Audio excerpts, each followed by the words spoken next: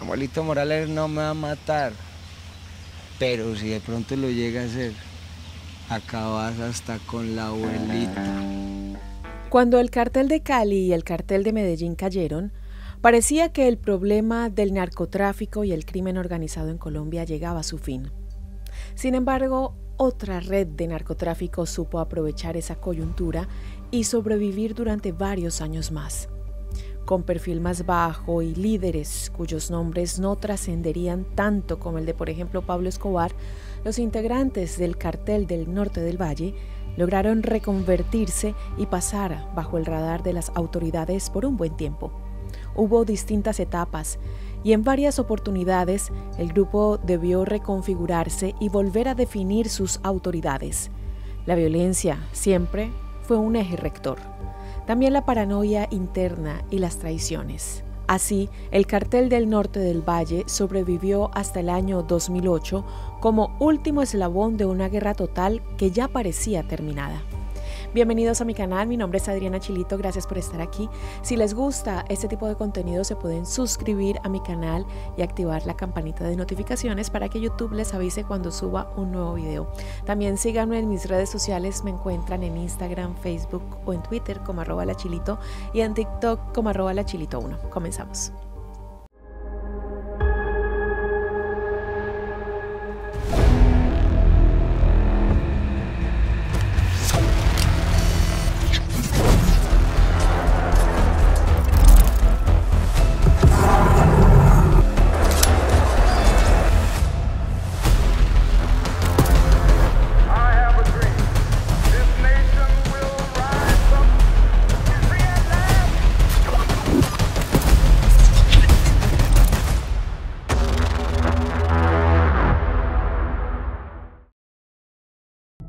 De las cenizas de Cali. Para comprender cómo estuvo compuesto durante años el complejo entramado criminal en Colombia, no alcanza con conocer el origen y funcionamiento de los dos carteles más conocidos internacionalmente. Es cierto que el de Medellín y el de Cali fueron los que más trascendieron a nivel popular, pero para terminar de darnos una idea del modo en que se organizaba el negocio de la cocaína, es necesario analizar a un tercer actor, el Cartel del Norte del Valle. Como en los dos ejemplos anteriores, esta no era una denominación que le dieron al grupo sus propios integrantes, sino el modo en que bautizaron a los narcos de esa región geográfica las autoridades que iban tras su pista. Concretamente, el nombre del Cartel del Norte del Valle se la adjudica la Administración para el Control de Drogas DEA, que en el punto más álgido de la lucha contra el narcotráfico buscó definir la zona de acción de este tercer grupo. En esencia, su funcionamiento y motivaciones eran similares a lo que movía los hilos en Cali y Medellín: el negocio multimillonario que suponía la exportación de cocaína a Estados Unidos. Recordemos que especialmente en los años 80 se produjo una explosión en la demanda de estupefacientes desde el país del norte y se abrió una prometedora vía de comercio ilegal que redundaba en ganancias exorbitantes para quienes dominaban el tráfico. Pero, como todo comercio en los márgenes de la ley, implicaba también la violencia. Y esa escalada de ataques y disputas territoriales para mantener el control sobre el narcotráfico no tardaría en cobrarse víctimas. Si bien los orígenes del Cartel del Norte del Valle se remontan a esos años dorados de la cocaína en los 80, su fortalecimiento como grupo organizado narco se dio después de la desintegración del Cartel de Cali. Las fracturas y la partida de líderes estratégicos de esa organización motorizó la formación de nuevos armados criminales hacia los años 90 que se fueron distribuyendo a lo largo y ancho del norte del Valle del Cauca. Eran tiempos de acuerdos y traiciones. Muchos líderes del Cartel de Cali negociaban su retirada de los negocios entregando a otros o pactando con las autoridades a cambio de inmunidad, condenas bajas o de evitar la extradición. Pero no todos estaban dispuestos a dar un paso al costado y abandonar el narcotráfico. Con los dos jugadores más fuertes, al parecer fuera de combate, el mercado de la droga parecía quedar vacante para quien se animara a hacerse fuerte, mientras los de Cali y Medellín caían. Debía ser un líder hábil, capaz de contener la paranoia que circulaba entre quienes aún se aferraban al narcotráfico. Del otro lado, las autoridades y el gobierno de Estados Unidos parecían pisarles los talones, acecharlos en cada rincón. El nuevo jefe entonces debía tener estrechos contactos en las esferas más altas del poder y estar dispuesto a dejar la vida en un negocio tan lucrativo como peligroso. El capo. El nombre que buscamos es José Orlando Henao Montoya, también conocido como el hombre del overol. Henao reunía todas las características antes mencionadas, sobre todo la de los contactos porque era policía en retiro. Nacido en 1953 en Cartago, una ciudad del Valle del Cauca ubicada a 187 kilómetros de Cali, la capital. Cartago es un municipio que está localizado a orillas del río La Vieja y por el costado occidental de su territorio transcurre el río Cauca. Es conocido como la Villa de Robledo y también como la ciudad del sol más alegre de Colombia. Henao probó suerte en las fuerzas de seguridad, pero rápidamente otros oficios lo tentaron. Durante toda su vida había escuchado hablar de las marchas y contramarchas del conflicto armado y cuando era un joven con aspiraciones, vio con sus propios ojos cómo el negocio del crimen organizado crecía frente a él. No estaba dispuesto a ser un mero testigo y mucho menos a combatirlo como policía. Empezó, como se dice, desde abajo, pero no tardó mucho hasta convertirse en un capo narco tan temible en la zona como escurridizo. Lejos estaba de la imagen popular y mediática de Pablo Escobar. Sus intereses estaban fuera de las cámaras o de la actividad política a la vista de todos. Se movía por las profundidades del Lampa, tejía redes por debajo de la vista pública, aunque la mayoría de sus golpes acababan llamando la atención por los sangrientos. Su incipiente cartel de drogas estaba bien oculto. A base de sistemáticos y constantes sobornos a las autoridades, supo seguir trabajando sin que el gobierno lanzara una búsqueda mundial tras él y también tras sus hombres, hasta mucho después. En cierto sentido, Henao encontró en el anonimato la fórmula perfecta para mantenerse en los negocios y hacerlo prácticamente sin adversarios. Sus sistemas de distribución de la droga eran sólidos y perdurables, al punto de que muchas de esas rutas, lamentablemente, siguen activas hoy en día. El portal Inside Crime analizó a detalle el modus operandi que tuvo a lo largo del tiempo el Cartel del Norte del Valle y que persistió a pesar de las fracturas internas y la psicosis colectiva que obsesionó a sus líderes en los años más tensos. Uno de los sellos de este cartel era el uso de embarcaciones de alta velocidad y de pesca para llevar cargamentos de cocaína desde la costa pacífica de Colombia hasta México, donde serían recogidos por los aliados mexicanos. Principalmente la organización Beltrán Leiva, el antiguo brazo armado del cartel de Sinaloa, que la trasladaría hacia Estados Unidos. Y el sistema sí que le funcionaba al cartel. Si bien en cualquier mercado ilegal es muy difícil estimar los números reales que se manejan, tanto de dinero recaudado como de estupefacientes vendidos, por la naturaleza ilícita de todo el negocio, la agencia estadounidense bien puede darnos un panorama aproximado. Según las estimaciones hechas por la DEA, desde 1990, el cartel había exportado más de 500 toneladas de cocaína con un valor superior a los $10.000 millones por esta ruta, y no detuvo su actividad a tope hasta el año 2005, bien entrado el siglo XXI. El FBI suma otro dato clave. En su momento de mayor apogeo, el Cartel del Norte del Valle era responsable del 60% de toda la droga que ingresaba al territorio norteamericano, nada menos. Otro punto clave para la supervivencia de este cartel fue la red de corrupción que sirvió para que miembros del grupo se infiltraran de distintas formas en las instituciones políticas colombianas. Esta idea la habían heredado directamente de la estrategia que supo desplegar en su mejor momento el Cartel de Cali.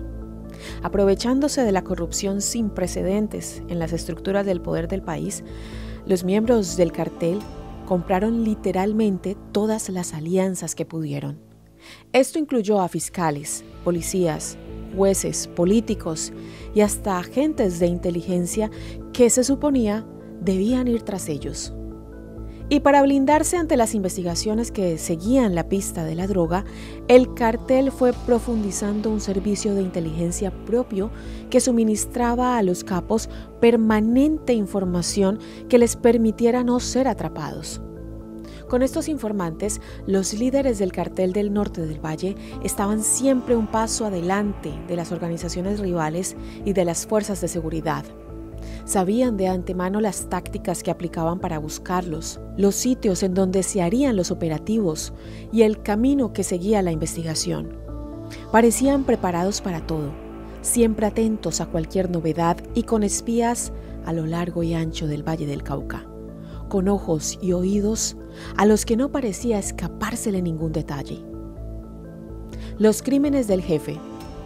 Henao no tardó en darse cuenta de que la manera más efectiva de mantenerse en el poder era sembrando el miedo. Así como ocurrió en todos los grupos de crimen organizado, los asesinatos fueron planificados con el objetivo de mantener control en el mercado de las drogas y destruir a los posibles contrincantes. En esa guerra territorial, Henao tuvo muchos homicidios en su expediente.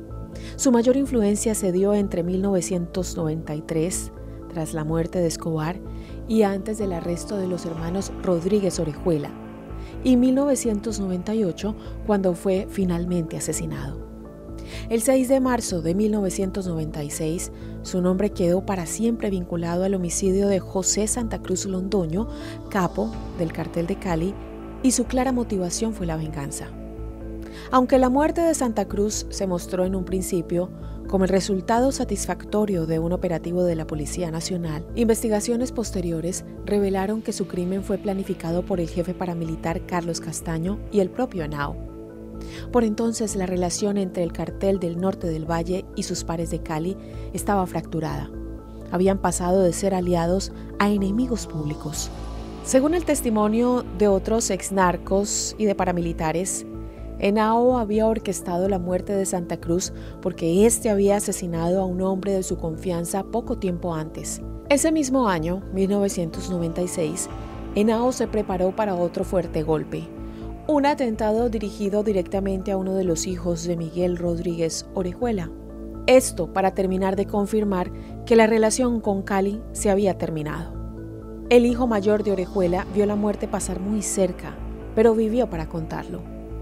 El joven en cuestión, llamado William Rodríguez Abadía, se encontraba en el ojo de la tormenta, ya que su padre le había encomendado llevar las riendas del cartel luego de que lo arrestaran. Pero a los pocos días supo en carne propia que no la tendría nada fácil, y Henao se encargaría de hacérselo entender. William estaba junto a varios amigos o cómplices en el restaurante Río de Enero, esto en Cali. En cierto momento, su reunión fue interrumpida por una lluvia de disparos. Entre el pánico y los vidrios que estallaban, William vio que 5 de sus colaboradores caían muertos. Se salvó de milagro y decidió salirse inmediatamente del negocio. El tercer atentado importante que marcaría el recorrido sangriento de Henao en los negocios antes de que le llegara su propio turno fue nada menos que el asesinato de un supuesto aliado. Ocurre que para 1996, Henao estaba decidido a ser el mayor líder de la organización y solo había una persona que podía hacer peligrar su hegemonía: su socio, Efraín Hernández.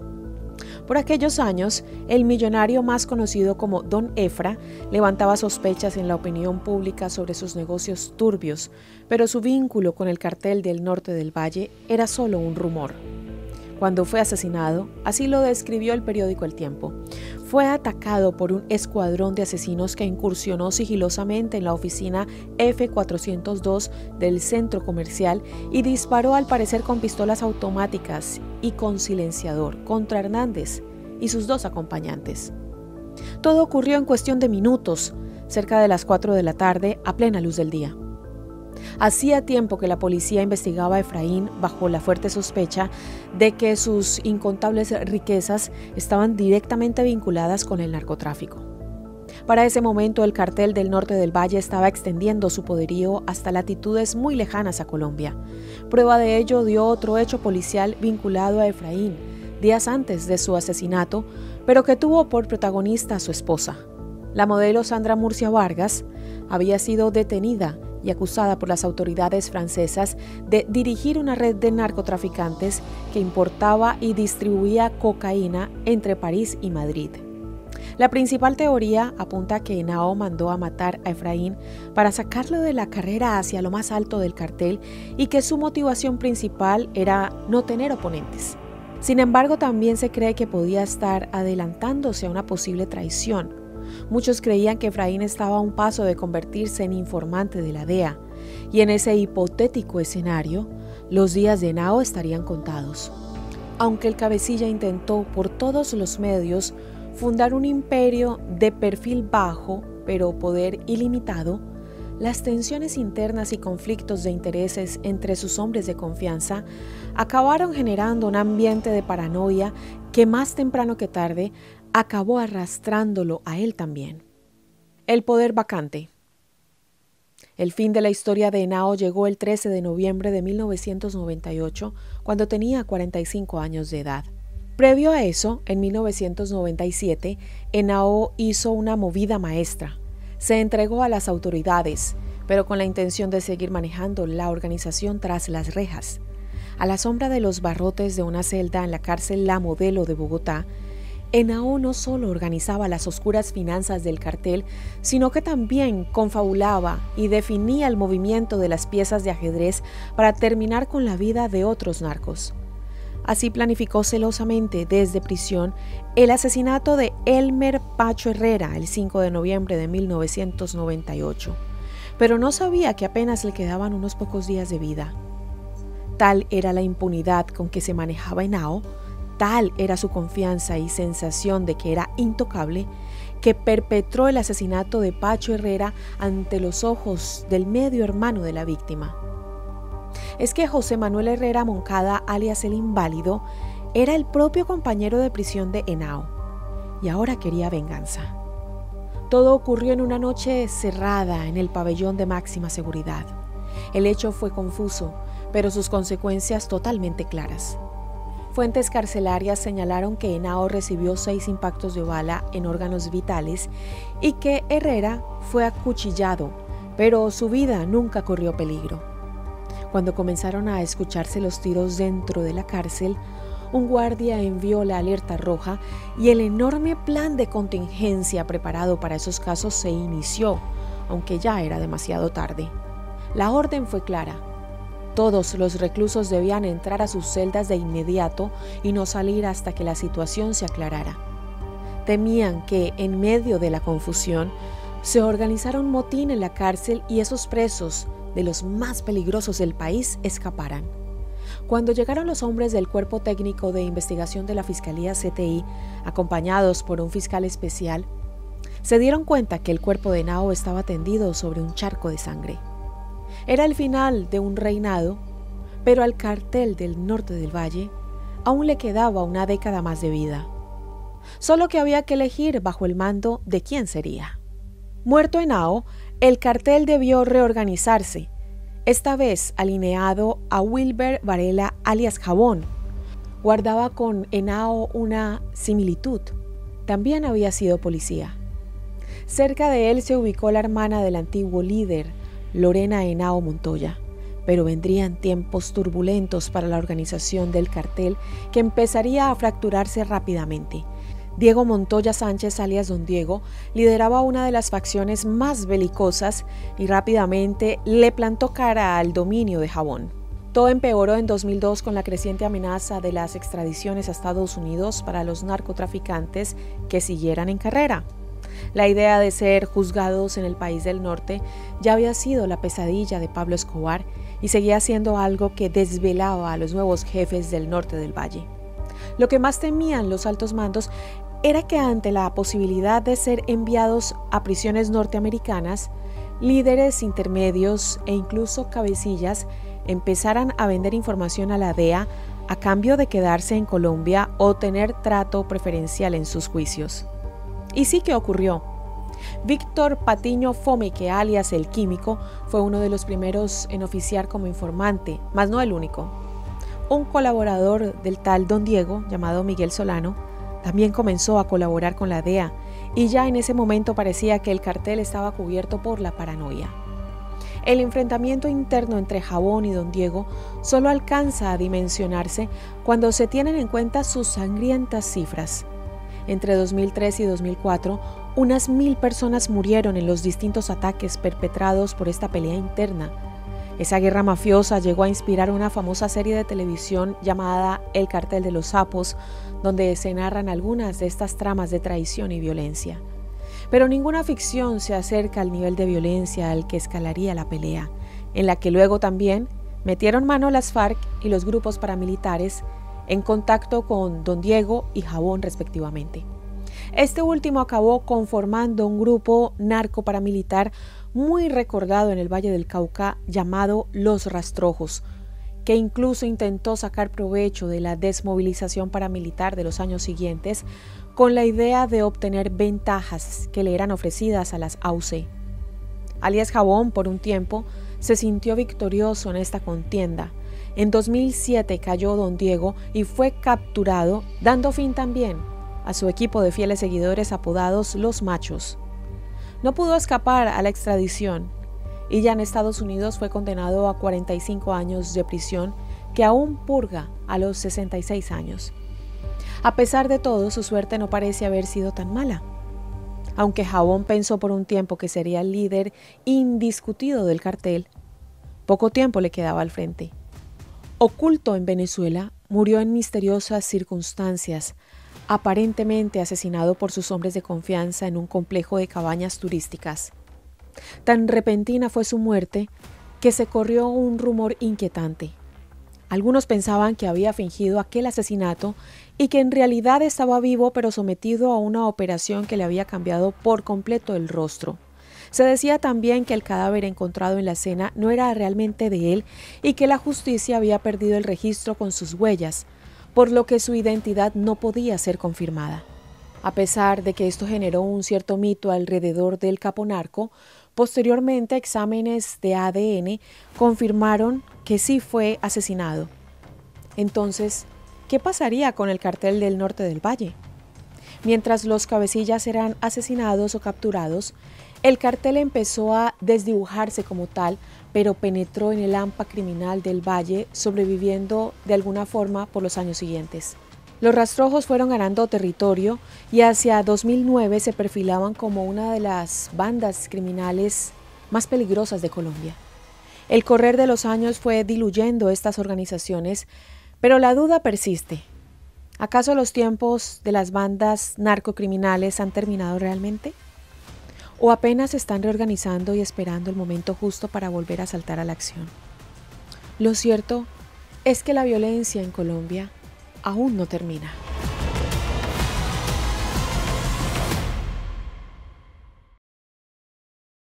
Con inmenso gusto, Lupita y yo queremos saludarles y agradecerles por haber llegado hasta el final del video, enterarse de todo lo que sucedió con el cartel del norte del Valle. Los queremos mucho. Los invitamos para que nos sigan en nuestras redes sociales. Nos encuentran en Instagram, Facebook o en Twitter como @lachilito, en TikTok como @lachilito1. Síganos, déjennos sus comentarios, sus likes, comenten en este video información para poderlo complementar y también sugerencias para futuros videos. Nos vemos en uno próximo. Hasta pronto. Chao, chao. Bye, bye.